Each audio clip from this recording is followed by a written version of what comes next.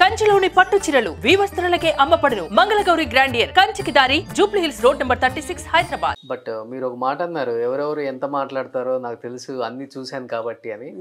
But ఇండస్ట్రీలో మీరు అందరితో వర్క్ చేశారు, జెమినీ గణేషన్తో వర్క్ చేశారు, సావిత్రమ్మ కూడా వర్క్ చేశారు. సావిత్రమ్మ జీవితాన్ని కూడా దగ్గరగా చెన్నైలో అందరూ చూసిన వాళ్ళు ఇక్కడ. సావిత్రమ్మ జీవితం ఒక్కసారి గుర్తు చేసుకున్నప్పుడల్లా ఏమనిపిస్తుంది ఒక లేడీ యాక్టర్గా మీకు? ఆవిడ తెలియలేదు, సంపాదన ఇచ్చాడు భగవంతుడు, పేరు ఇచ్చాడు, ఆవిడ ఎన్నో తెలియలేదు పాప. ఆ బాధ అలాంటి బాధ అండి. కొన్ని బాధలు కొన్ని విధంగానే మర్చిపోతారు కొంతమంది. అందరూ అలా పో అనేసి వదిలేసేవాళ్ళు కాదు. ఇది ఏంటి, ఇదే లైఫా, ఇది లేకపోతే వేరే లైఫ్ లేదా, వేరే మార్గం లేదా అని ఆలోచించుకుంటే ఎన్నో మార్గాలు ఉన్నాయి, ఎంతో చేసుకోవచ్చు. కొన్ని ఆర్టిస్టులంతా ఇండస్ట్రీలో ఉండేటప్పుడే పెళ్లి చేసుకుంటారు, ఇండస్ట్రీకి తర్వాత నువ్వు ఇండస్ట్రీనే వదిలేవాలంటారు.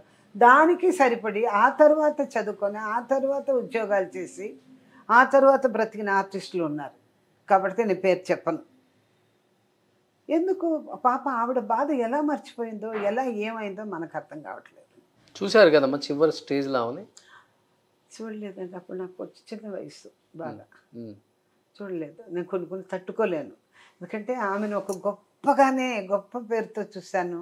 ఆ లెఫ్ట్ హ్యాండ్లో రాస్తూ ఆ కాళ్ళ పట్టాలు గొలుసు, బంగారు గొలుసులు వేసుకొని, ఇది రాజ్కుమార్ థియేటర్కి వచ్చేవాళ్ళం, సర్ర ఫియట్ కార్ వేసుకొని ఆమె ఓన్ డ్రైవింగ్.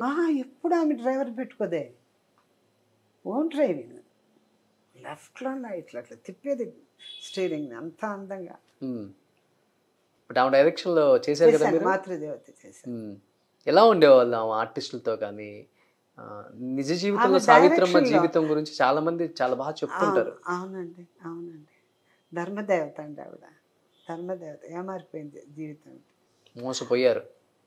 ఆవిడ అలా పోవాలని ఆవిడ తల్ల అలా రాసి పెట్టాడు భగవంతుడు. లేకపోతే ఆవిడకి ఏం లేదండి, డైరెక్షన్ తెలియదా, యాక్టింగ్ తెలియదా, లేదా ప్రొడ్యూసర్ అవ్వలేదా, బిడ్డల్ని కనలేదా, తల్లిగా పేరు తెచ్చుకోలేదా, కొన్ని ఏదో ఆమెనే హర్ట్ చేసే పాయింట్స్ ఉంటుంది. అది ఎవరు ఏం చేయలేరు, వాళ్ళ డెసిషన్ వాళ్ళదే, ఇతరులు చెప్పినా ఎక్కదు. అలా అయిపోయింది ఆమె జీవితం. చూసారా మహానటి సినిమా మీరు? చూసాను.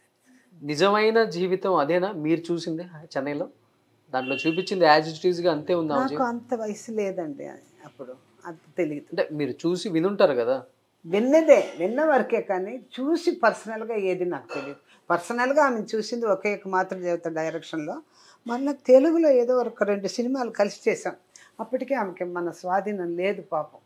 వీక్ అయిపోయి ఉన్నారు, చాలా వీక్ అయిపోయి ఉన్నారు.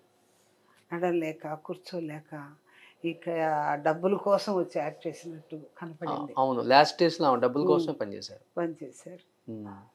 ఆ స్టేజ్లో చూశాను, డైరెక్షన్ స్టేజ్లో చూశాను ఆమె. అంత చూశారు కదా ఆమె లైఫ్ గురించి ఏం చెప్పారు మీకు? ఆమె డైరెక్షన్లో కూడా వర్క్ చేశారు. ఆమె ఆలోచించలేదండి, ఈ స్థితికి వస్తాను అది వచ్చేస్తుందని ఆమె ఆలోచించలేదు. ఆవిడే మాకందరికి ఉపమానం అయ్యారు. ఒక ఆర్టిస్ట్ ఈ లెవెల్కి వెళ్ళి ఈ లెవెల్కి అయిపోతారా, ఇంత మంచి ఆర్టిస్టు. ఆవిడ కనీసం ఒక స్కూల్ పెట్టుకున్న ఆవిడ జీవితం ఎంతో బాగా పోయేది. యాక్టింగ్ చెప్తున్నానని చెప్తాను. ఆశ్చర్యం అనిపించింది నాకు. ఆవిడే మాకందరికీ ఉపమానం. ఏమారేక మీదట ఏ ఆర్టిస్టులు ఏమారిపోరు, తెలివి లేకుండా నడుచుకోరు.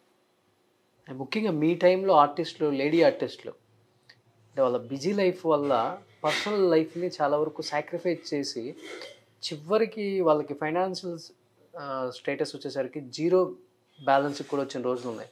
అంటే మన నమ్మి మన అక్క, మన బావ, మన అన్న, మన వదిన, మన అమ్మ, మన తమ్ముడు కదా అని, కానీ చివరికి అందరూ మోసపోయినలే కదా.